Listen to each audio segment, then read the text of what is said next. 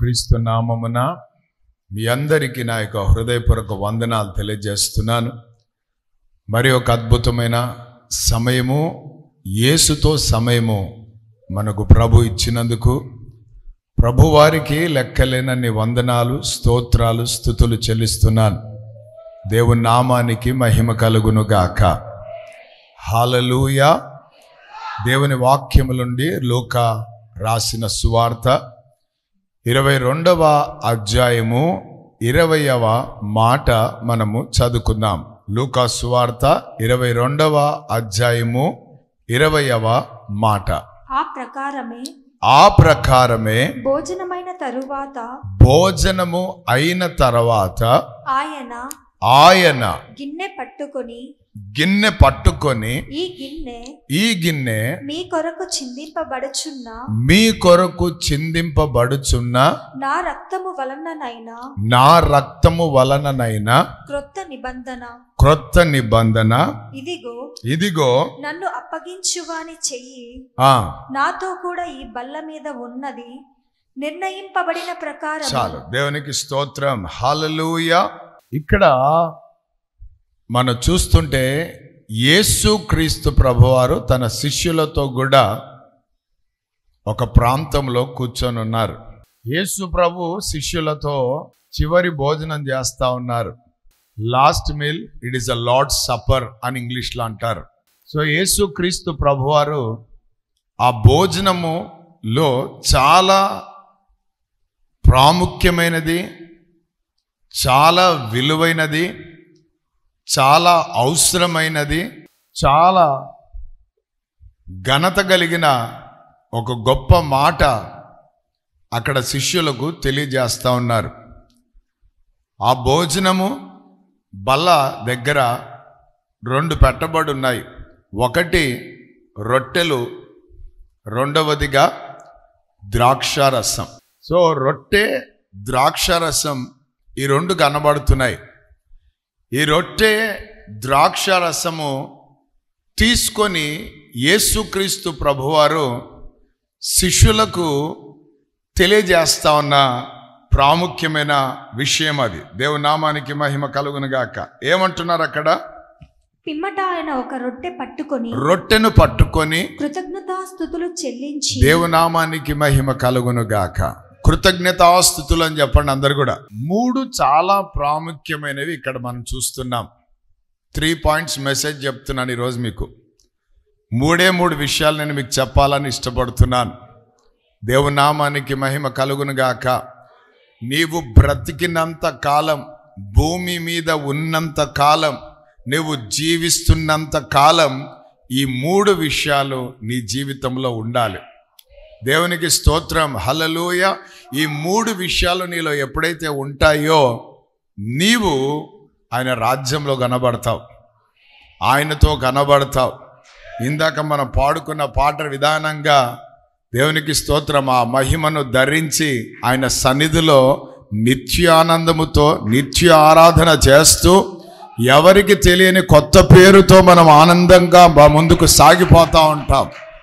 హల్లెలూయా.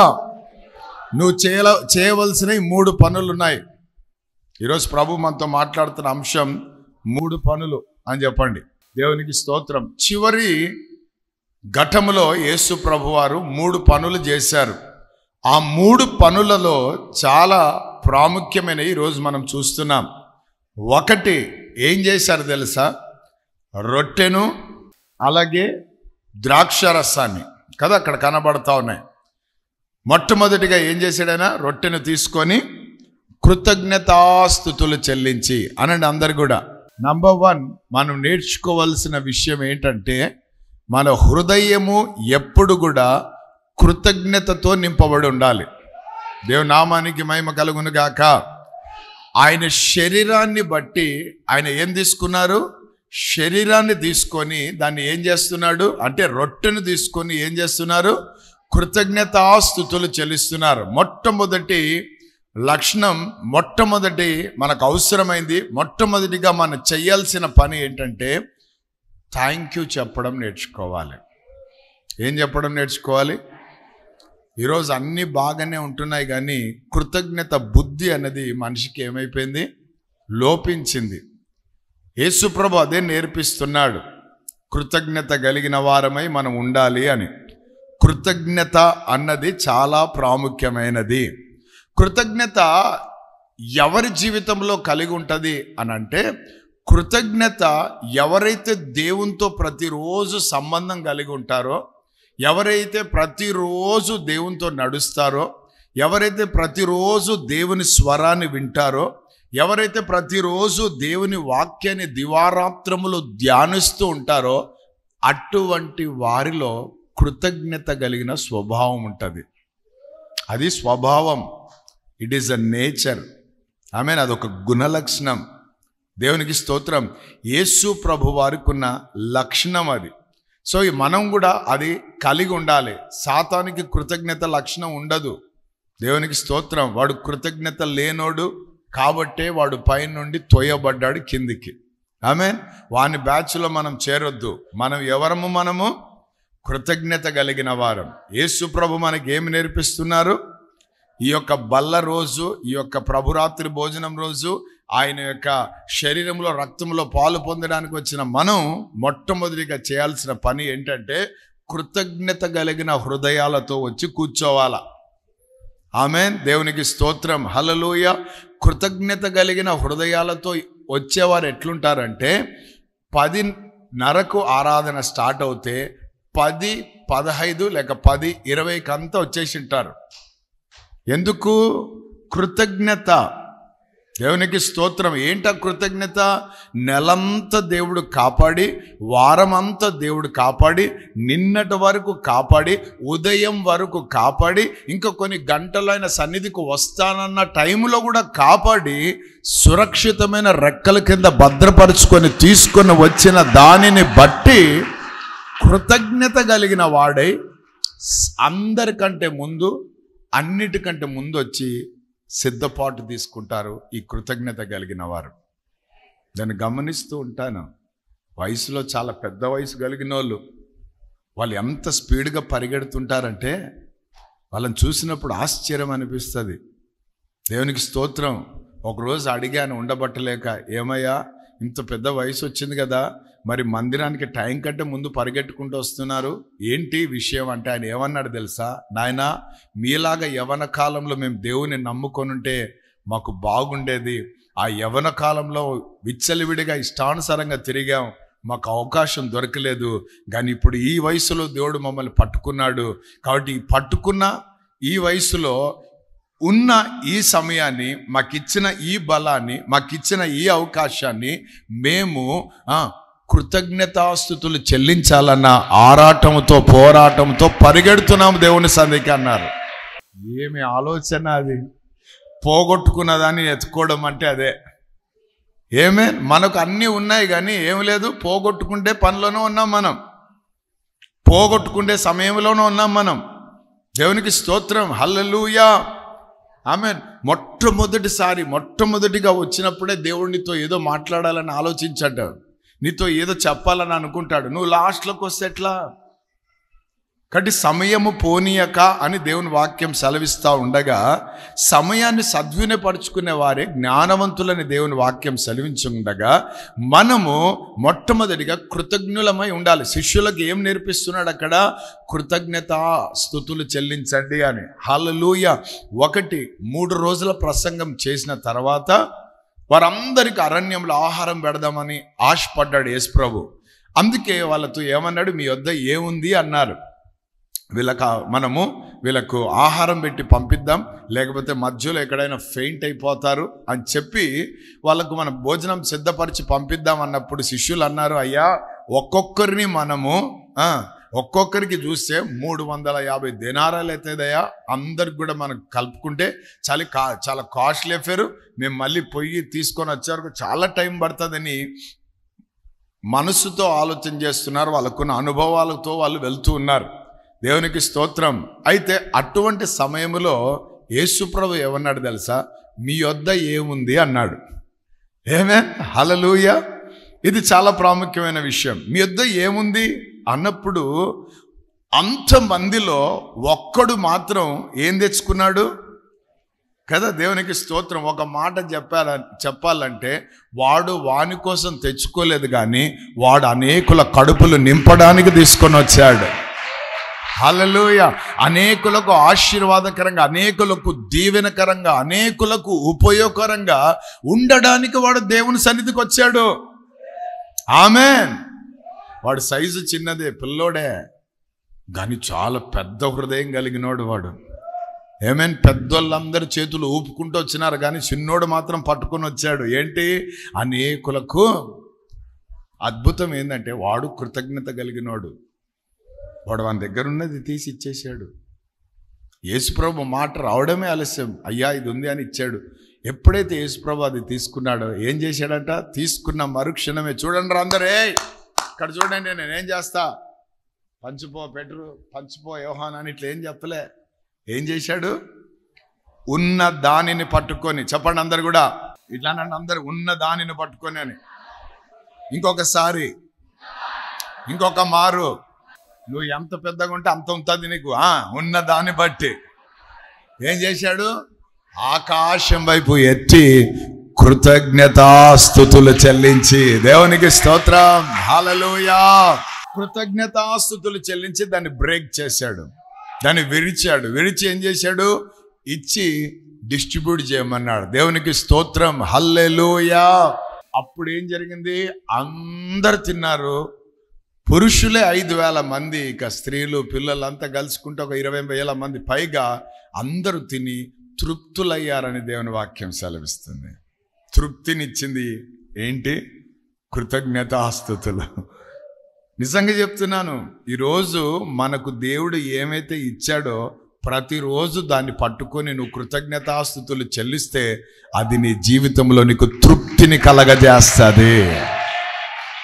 అందుకే లాస్ట్ మీల్లో యేసు ప్రభు నేర్పిస్తున్న పాఠం, చివరిగా శిష్యులతో తినేటప్పుడు నేర్పించిన పాఠం ఏంటి? కృతజ్ఞతాస్తుతులు చెల్లించాలి. నువ్వు కృతజ్ఞతాస్తుతులు చెల్లిస్తే నీలో గొనుగుడు ఉండదు, నీలో సనుగుడు ఉండదు, నీలో చింత ఉండదు, నీలో భయం ఉండదు, నీలో అసూయలు ఉండవు, కోపాలు ఉండవు, కుళ్ళు ఉండదు, కుటండ్రాలు ఉండవు, ఇవి ఏవి ఉండవు. చిన్న పిల్లని లాగా నువ్వు కనబడతా ఉంటావు, నవ్వుతూ నవ్వుతూ నవ్వుతూ నవ్వుతూ నవ్వుతూ. కృతజ్ఞత ఏం చేస్తుందంట? తృప్తినిస్తుంది. సో ఇప్పటి నుంచి నువ్వు చేయాల్సింది ఏంటో తెలుసా? 1వ తారీఖుని జీతం తీసుకోగానే ఆ జీతాన్ని తీసుకొని కృతజ్ఞతాస్తుతులు చెల్లించు. కృతజ్ఞతాస్తుతులు చెల్లించి దేవునికి విరిచేయి. ఆమేన్, హల్లెలూయా. దేవునిది ఇచ్చేది పక్కన పెట్టాయి. మిగతా దాన్ని బట్టి నువ్వు దేవునికి వందనాలు చెప్పడం ప్రారంభిస్తే నెల అంతా అయిపోయి మరుసటి నెల 1st వీక్ వచ్చేంత వరకు కూడా అది నిలిచే ఉంటుంది. నీకు ఒకలాంటి తృప్తి ఉంటుంది. దేవుని మహాకృప. నాకు నెలకు వచ్చేది 10,000 కానీ తృప్తిగా ఉంది అంటాడు. నాకు వచ్చేది 5,000 కానీ తృప్తిగా ఉంది. 2,000 తృప్తిగా ఉంది. 1,000 తృప్తిగా ఉంది. 500 తృప్తిగా ఉంది. రూపాయే తృప్తిగా ఉంది. ఆ తృప్తి కేవలము కృతజ్ఞతాస్తుతులు చెల్లిస్తేనే కలుగుతుంది. ఆమెన్. ఆశబోతుతనం ఎప్పటికైనా ప్రమాదము. హల్లెలూయా. ఉదయం నేర్చుకున్నాం. ఆకాను అనేవాడు, వాడు ఎవడండి? ఆకాను ఎవడో తెలుసా? దేవుని కార్యాలు కళ్ళెదుట చూసినోడు. ఇంకొక మాట చెప్పాలంటే ఐగుప్తుల నుంచి బయటకు వచ్చినోడు, బానిస బ్రతుకుల నుంచి విడుదల పొందుకున్నోడు, అంటే రక్షణ అనుభవాలు కలిగిన వాడు, విడుదల అనుభవాలు కలిగిన వాడు, ఎర్ర సముద్రంలో బాప్తిజం తీసుకున్నాడు, మోషే నాయకత్వంలో సాగినోడు, ఇప్పుడు యెహోషువ నాయకత్వం కిందికి వచ్చినోడు. ఆమేన్. ఇంకొక మాట చెప్పాలంటే స్వాధీనపరుచుకునే గుంపులో ఉన్నవాడు. ఎక్కడ ఇప్పుడు కానాను అంతటిని కూడా స్వాధీనపరుచుకుంటున్నాడు. యెహోషువ నాయకత్వంలో ఆయన అడుగులు వేస్తా ఉంటే ప్రతి పట్టణాన్ని, ప్రతి గ్రామాన్ని, ప్రతి రాజును, ప్రతి రాజ్యాన్ని, ప్రతి దానిని కూడా సంపాదించుకుంటూ వెళ్ళిపోతున్నారు. అంతే. దేవునికి స్తోత్రం. ఒక మాట చెప్పాలంటే నాకు ఇష్టమైన మాట, ఇట్లా దూర్చుకొని వెళ్ళిపోతున్నారు ఇశ్రాయేలు. దేవునికి స్తోత్రం. వెనకకు తిరిగేదేలే. దేవనామానికి మహిమ కలుగును గాక. అంతటి అనుభవాల గుండా వెళ్తున్న ప్రాంతంలో ఒకరోజు దేవుడు అన్నాడు, ఈ యొక్క ప్రాంతంలో ఉన్న సొమ్మంతా కూడా, ఏ ప్రాంతం అది? ఎరికో ప్రాంతం.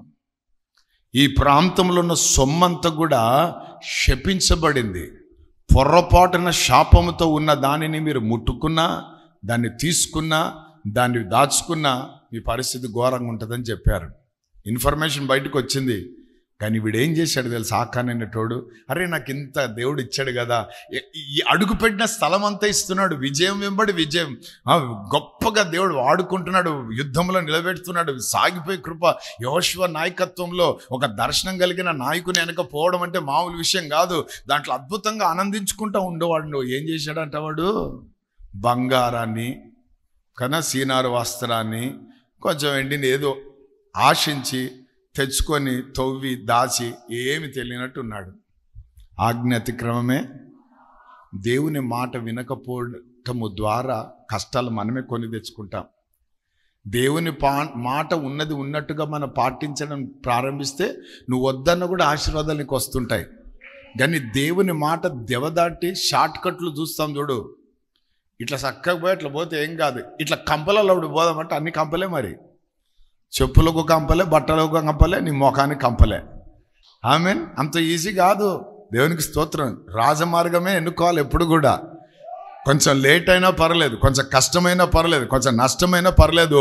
ఎందుకంటే రాజ మార్గములలో ఊరేగించే దేవుడు ఉంటాడు కాబట్టి ఆ మార్గమేనా కావాలి. అది ఇరుకైనా సరే. దేవునికి స్తోత్రం. యేసుప్రభు అదే అన్నాడు, ఇరుకు మార్గంలో ప్రవేశించడానికి పోరాడండి అంటాడు. క్రైస్తవత్వం సులువుగా రాలేదు, సులువుగా ఉండదు. ఇది పోరాడాలా, కొట్లాడేది కాదు, పోరాడాలా. ఈరోజు మందిరాలలో కొట్లాటలు ఉన్నాయి కానీ పోరాటాలు తక్కువ అవుతున్నాయి. అది భయంకరమైన విషయం. ప్రభు అన్నాడు పోరాడండి అంటున్నాడు. విశ్వాసంతో బ్రతకడానికి, ప్రేమతో బ్రతకడానికి, ప్రార్థనతో బ్రతకడానికి, సాక్ష్యముతో బ్రతకడానికి నువ్వు పోరాడాలా, కొట్లాడేది కాదు. దేంతో పోరాడాలి? మోకాళ్ళ మీదకి వచ్చి ఈ శరీరాన్ని నలగొట్టుకుంటూ ఆత్మను పెంచుకుంటూ ఆత్మలో బలం పొందుకుంటూ నువ్వు పోరాడాలా. హల్లెలూయా. దేవుని నామానికి మహిమ కలుగును గాక. ఒక్కసారి గుర్తుపెట్టుకో, మనలో నుండి వెళ్ళిపోయిన దయ్యాలు, అందరం దయ్యం పట్టిన వాళ్ళమే ఒకప్పుడు దేవుడు లేనప్పుడు.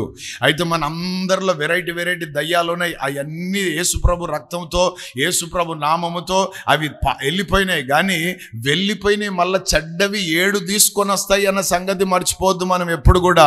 అందుకే వానికి, అపవాదికి చోటు ఇవ్వకుండా ఈ ఇరుకు మార్గంలో పోరాడడానికి మనం ఇష్టపడుతూ ఎప్పుడు కూడా దివారాత్రంలో దేవుని సన్నిధిలో కనిపెట్టుకొని ప్రార్థన చేస్తూ, వాక్యం చదువుతూ, ఇట్లా సహవాసంలో కలుసుకుంటూ, రొట్టెలో ద్రాక్ష రసంలో పాలు పొందుతూ, సాక్ష్యాన్ని కాపాడుకుంటూ మనం పోరాడడం నేర్చుకుంటే ఒకరోజు దేవునికి స్తోత్రం ఉన్నతమైన శిఖరాల్లో మనం కనబడతాం. హల్లెలూయా.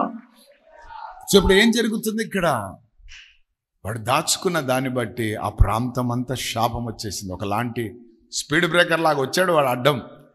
విజయాలతో ఊరేగించబడుతున్న సమయంలో సడన్గా అపజయం వచ్చింది ఇజ్రాయేల్కి. మోషేకు మెంటల్ ఎక్కిపోయింది. ఏందిరా, ముందుకు సాగిపోవాల్సిన వాళ్ళం ఆగిపోయినాం, ఏంది ఇంతమంది చచ్చిపోయారు, ఏంది పరిస్థితి అని దేవుని దగ్గర తన్ను తాను తగ్గించుకొని విచారణ చేస్తే దేవుడు అన్నాడు, నాయనా నేను చెప్పిన మాట వినలేదు మీరు. బలులు అర్పించుట కంటే యెహోవా మాట వినుట శ్రేష్టం. వినకుండా నన్ను ఎదిరించారు అనగానే ఎవరా అవి అందరిని ఎంక్వైరీ చేస్తే కూడా ఒకడు లేచాడు. వాని ఒక్కరిని బట్టి ఏమైందో తెలుసా? ఎంతో నష్టం కలిగింది. ఈరోజు మన ఒక్కరిని బట్టి కూడా ఎంతో నష్టం కలుగుతుంది. కాబట్టి మనం ఎప్పుడు కూడా కృతజ్ఞత కలిగిన వారమై ఉండాలి. యేసుప్రభు అదే నేర్పిస్తున్నాడు ఆ టేబుల్ దగ్గర. కాబట్టి ఒక బల్ల మీద రొట్టె ఉంది, ఆ బల్ల దగ్గర కదా, ఆ టేబుల్ దగ్గర. టేబుల్ దేనికి సాదృశ్యం అంటే, ఆ బల్ల దేనికి సాదృశ్యం అంటే సహవాసానికి సాదృశ్యం. దేవునికి స్తోత్రం. హల్లెలూయా. టేబుల్ మీద అందరం కూర్చొని భోజనం చేస్తుంటాం అంటే దాని అర్థం ఏంటి? అదొక సహవాసానికి గుర్తు. సో ఇప్పుడు సహవాసంలో ఉంటున్న మనకు ప్రభు నేర్పిస్తున్నది ఏంటో తెలుసా? ఒకటి, దేవునికి నువ్వు కృతజ్ఞత కలిగి ఉండాలి. రెండవది, నీవు ఇతరులకు కూడా నువ్వు కృతజ్ఞత కలిగి ఉండాలి. నీ బల్ల చుట్టూ ఉన్నవారు, నీ బల్లతో ఉన్నవారితో కూడా నువ్వు ఏమై ఉండాలా? నేను మీకు కృతజ్ఞులుగా ఉండాలి, మీరు ఒకరికి ఒకరు ఏమై ఉండాలా? కృతజ్ఞత ఉంటే, కృతజ్ఞత కలిగి ఉంటే, ఆ కృతజ్ఞత స్వభావం ఉంటే మన జీవితంలో తృప్తి ఉంటుంది. మొట్టమొదటిగా ఏముంటుంది? తృప్తి ఉంటుంది. రెండవది యోహాను 11లోకి వస్తే, లాజరు సమాధి దగ్గర యేసు ప్రభు ఏం చేశారు? కృతజ్ఞతాస్తుతులు చెల్లించారు. ఏమని? తండ్రి, నువ్వు ఎల్లప్పుడూ నా వనివి వింటున్నందుకు నీకు కృతజ్ఞతాస్తుతులు చెల్లిస్తున్నాను అని చెప్పి వచ్చి ఏమన్నాడు? ఆ రాయిని పొరలించండి అన్నాడు. పొరలించండి అని తర్వాత నెక్స్ట్ ఏం చెప్పాడు తెలుసా? లాజరు బయటికి రా అన్నాడు. అంతే. దేవునికి స్తోత్రం, హల్లెలూయా. ఎప్పుడైతే బయటికి రా అన్నాడో ఆ పేత వస్త్రములతో ఉన్న పాటున బయటకు వచ్చాడట. హల్లెలూయా. లోకం కట్టి పండబెట్టింది, కట్టి పండబెట్టిన దాన్ని కట్లు దింపుకొని లేచి వచ్చాడు బయటికి. దేవునికి స్తోత్రం, హల్లెలూయా. అంటే ఇక్కడ మనం నేర్చుకోవాల్సిన పాఠం ఏంటో తెలుసా? సహవాస భోజనములో, సహవాసములో మనం ఉన్నప్పుడు మనకు కూడా సంబంధాలు తెగిపోతుంటాయి. ఏం తెగిపోతుంటాయి? ఏం నా గురించి మీరు ఏమో అన్నారంటనే, వాళ్ళు ఏమో అంటున్నారంటనే, వీళ్ళు ఏమో అన్నారంటే, సరే ఇంకా వాంతో నాకేమో, సరే ఈమెతో నాకు వద్దులే బా, వాళ్ళతో నాయన వద్దులే, అమ్మో వాళ్ళు పెద్దోళ్ళు, అమ్మో వాళ్ళు అంటే ఇప్పుడు ఏమొచ్చింది ఇక్కడ కదా? హల్లెలూయా. సో ఇప్పుడు అది బ్రేక్ అయిపోయింది, రిలేషన్షిప్ బ్రేక్ అయిపోయింది. నేను నానా అని పిలవడానికి కూడా ఇష్టపడడం లేదు. అంటే ఏమైంది మధ్యలో? నాకు నిన్ను అమ్మ అని పిలవడానికి కూడా ఇష్టం లేదు. అంటే ఏమైంది అక్కడ? నిన్ను నాకు కొడుకుగా కూతురుగా కూడా పిలవడానికి ఇష్టం లేదు రా అంటే ఏమైంది అక్కడ? సంబంధము తెగిపోయింది, సంబంధము మృతమం అయిపోయింది, సంబంధము జీవము లేకుండా పోయింది. ఎవరు? మీ కొడుకు అంట కదా అంటే అంటుందో ఒక ఆమె. అంటే దాని అర్థం ఏంటి? చెప్పుకోవడానికి కూడా ఇష్టం లేదు. అంటే మృతి వచ్చేసింది, వాసన కదా, కట్టబడి కదా, పండబెట్టబడి ఒక బ్రేక్ వచ్చింది అక్కడ. కానీ అద్భుతం తెలుసా?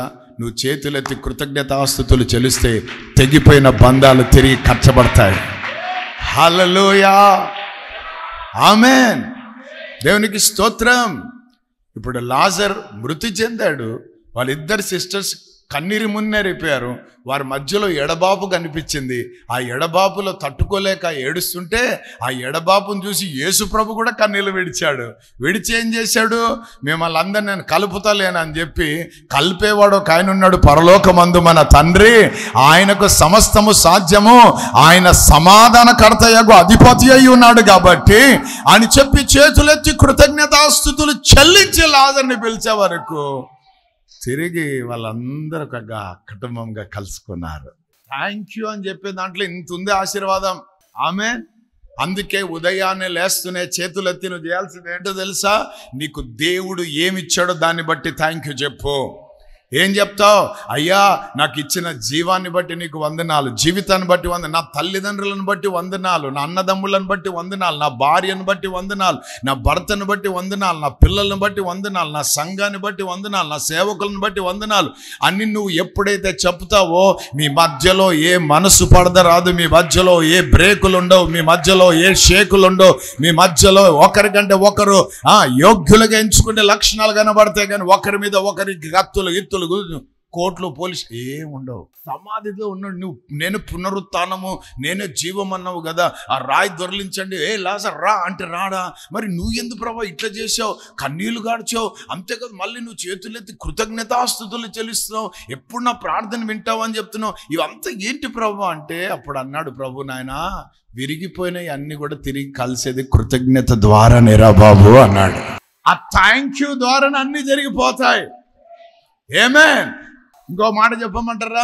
నువ్వు థ్యాంక్ యూ చెప్పడం ప్రారంభించిన వెంటనే, కృతజ్ఞత చెప్పడం ప్రారంభించిన వెంటనే నీ శత్రువులు కూడా మిత్రులు అయిపోతారు. దేవుని బిడ్డ, నీ శత్రువులు మిత్రులు అవుతారు. వారి ఎదుట నువ్వు భోజనము చేసి దేవుని నామాన్ని గణపరచడం ప్రారంభిస్తావు. హల్లెలూయా. అందుకే బల్ల దగ్గర మనం నేర్చుకోవాలి ఈ పాఠం. యేసు ప్రభు చివరి రోజు ఇవే పాఠం నేర్పిస్తున్నారు వాళ్ళకు. ఇప్పుడు వస్తున్న సమయం ఆసన్నమైంది. ప్రభువును మనం త్వరలో ఎదుర్కోబోతున్నాం. ప్రభు ఎదుట మనం నిలబడబోతున్నాం. దేవునికి స్తోత్రం. యేసు ప్రభు ఎంత రియల్లో, పరలోకం ఎంత రియల్లో, నరకం ఎంత రియల్లో, ఎంత వాస్తవమో అదే రీతిగా ప్రభు రాకడ కూడా రియల్ అని చెప్తున్నాను. ప్రభు రాకడ కూడా వాస్తవం అని చెప్తున్నాను. కాబట్టి ఈ రోజు సాతాను మనను విర్రగొట్టడానికి, ఈ రోజు సాతాను మనం దూరం చేయడానికి, వాడు మన మధ్యలో ఉన్న శాంతి, సమాధానం, సంతోషం, ఐక్యతను దొంగలించడానికి, హత్య చేయడానికి, నాశనం చేయడానికి వాడు కంకణం కట్టుకొని మన మీదికి వస్తుంటే మనము చేయాల్సింది ఏంటంటే 2 చేతులెత్తి యేసయ్యా నీకు వందనాలని చెప్పాలి. యేసయ్యా నీ నామానికి మహిమ అని చెప్పాలి. యేసయ్యా నీకు మాత్రమే కృతజ్ఞతాస్తుతులు చెల్లిస్తున్నానని చెప్పాలి. ఎవరి మీద నీకు బాధ ఉందో, ఎవరి మీద నీకు ఆయాసం ఉందో, ఎవరి గురించి నువ్వు చింతించావో వాళ్ళ పేర్లెత్తి కృతజ్ఞతాస్తుతులు చెల్లించడం ప్రారంభించు. మీ మధ్యలో ఉన్న ఎరికో గోడలన్నీ కూలిపోతాయి. మీ మధ్యలో ఉన్న యోర్దాను నదులన్నీ పాయలైపోతాయి. మీకు వ్యతిరేకంగా రూపింపబడిన ఆయుధాలన్నీ కూడా లైమైపోతాయి. ఇదే జరిగేది. హల్లెలూయా. ఈ కృతజ్ఞతలు అంతుంది. అందుకే యేసు ప్రభు కృతజ్ఞత చెల్లించి మనకు చూపించి వెళ్ళాడు. సో ఇప్పుడు మనం చెల్లిస్తూనే బ్రతకాల. దేవుని నామానికి మేము కలంగాక. ప్రభువా ఆయన చూస్తే, ప్రభువా మేము చూస్తాను ఇట్లా గుర్రం మీద ఎక్కినట్టు చేయొద్దు. ప్రార్థన చేయి, కృతజ్ఞత చేయి. ప్రార్థన దిక్క కృతజ్ఞతనే.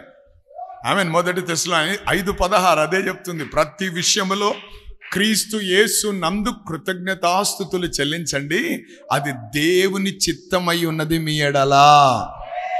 హల్లెలూయా. ఎంతమంది డెవలప్ కావాలనుకుంటున్నారు, ఎంతమంది వర్ధిల్లాలనుకుంటున్నారు, ఎంతమంది సరిహద్దుల విషయాలు పరచబడాలనుకుంటున్నారు. హల్లెలూయా. ఎంతమంది ఆరోగ్యంగా బ్రతకాలనుకుంటున్నారు, ఎంతమంది ఆశీర్వాదంతో బ్రతకాలనుకుంటున్నారు, ఎంతమంది అనేకులకు దీవెనకరంగా ఉండాలనుకుంటున్నారు. ఏమి చేయవలసిన అవసరం లే. మీకు దేవుడు ఏమైతే ఇచ్చాడో ఆమేన్, వాటిని బట్టి ప్రతిరోజు దేవునికి వందనాలు చెప్పు. హల్లెలూయా. చిన్న చిన్న దాన్ని బట్టి కూడా ఇట్లా గీక్కోవాల్సిన అవసరం లే. ఇట్లా తల గీకడానికి బలాన్ని ఇచ్చినందుకు స్తోత్రం చెప్పు, తప్పేం లేదు. అవును, కొంతమంది చెయ్యే ఎత్తడానికి లేదు, ఊచ చేయగలిగిన వాళ్ళు ఉన్నారు, కానీ నీకు 2 చేతులు ఆడుతున్నాయి పక్షుల్లాగా. స్తోత్రం చెప్పు, వందనాలు చెప్పు. హల్లెలూయా. నవ్వే శక్తిని ఇచ్చినందుకు వందనాలు చెప్పు, చప్పట్లు కొట్టడానికి ఇచ్చినందుకు వందనాలు అని చెప్పు. ప్రతిది రెప్ప కొట్టుకోవడానికి కూడా కృప చూపిస్తున్నందుకు వందనాలు చెప్పు. ఎందుకంటే కొంతమందికి రెప్పలు లేవు. ఇన్ని దేవుడు మనకి ఇచ్చాడు. మనం ఏమిచ్చాడండి దేవుడు మాకు ఇంత నమ్ముకుంటే? అంటే నువ్వు అనుకున్నది ఇస్తేనే ఇచ్చినట్ట. అందుకే ఏసండి మీ దగ్గర ఏముంది? ఏసయ్య విధానం అదే, తన సేవకుల విధానం కూడా అదే. కరువు వచ్చి ఇంకా అయిపోయి ఇంకా చచ్చిపోదాం అనుకొని ఆ పుల్లలు ఏరుకొని తెచ్చి పెట్టుకుంది ఇంట్లో. లాస్ట్ చపాతీ చేసుకొని తిని వాడు నేను తిని చచ్చిపోదామని పిల్లలకు పెట్టి ఈమె పెట్టుకొని అయిపోతుంది. ఆ సమయంలో దైవసేవకుడు ఎంటర్ అయ్యాడు. ఏమ్మా అంత కుశలమేనంట? బాగానే ఉన్నాం పాస్టర్ గారు. ఏంది ఈ టైంలో వచ్చినాడినా? దేవునికి స్తోత్రం. రండయ్యా కూర్చోండి అన్న. కూర్చున్నాడు. ఏమ్మా విశేషాలు? అంతగా ఓకే కదంట. ఓకే అంటే సరేలే కానీ ఆకలి ఇస్తుంది, నువ్వు పోయి ఒక చపాతీ చేసుకొని రాపో అన్నాడు. అబ్బా అవునాయా, సర్లేయ్యా, పాపం విధురాలు కదా గౌరవించేది. సర్లేయ్యా అయ్యగారు వందనాలయ్యా అని చెప్పి లేచి ఇట్లా తిరుగుతుంటే సారీ ఫస్ట్ ఏమన్నాడు, అమ్మా వచ్చాను కొంచెం ఒక గ్లాస్ నీళ్ళు తీసుకురా అన్నాడు. సరేనమ్మే నీళ్ళే కదా ఏముందిలే అని నీళ్ళకు పోతా ఉంటే అదే చేతులతో ఒక అప్పం చేసుకురా చపాతి. ఆమేన్. మన భాషలో హల్లెలూయా చేసుకునిరా అనగానే వాస్తవం చెప్పింది. చాలా సంతోషం. ఆమె అన్నది, అయ్యా చూడండి పరిస్థితి. కానీ ఆయనకు దేవుడు చెప్పిన మాట ఏంటంటే, నేను ఒక విధవరాలికి ఆజ్ఞాపించాను, ఆమెని నేను అన్ని చూసుకుంటుందని చెప్పాడు. కానీ తీరా ఇంటికి వస్తే ఏ ఇళ్ళది? సమృద్ధి ఇల్లా, రొట్టెలతో నింపబడిన ఇల్లా? ఆమె హల్లెలూయా.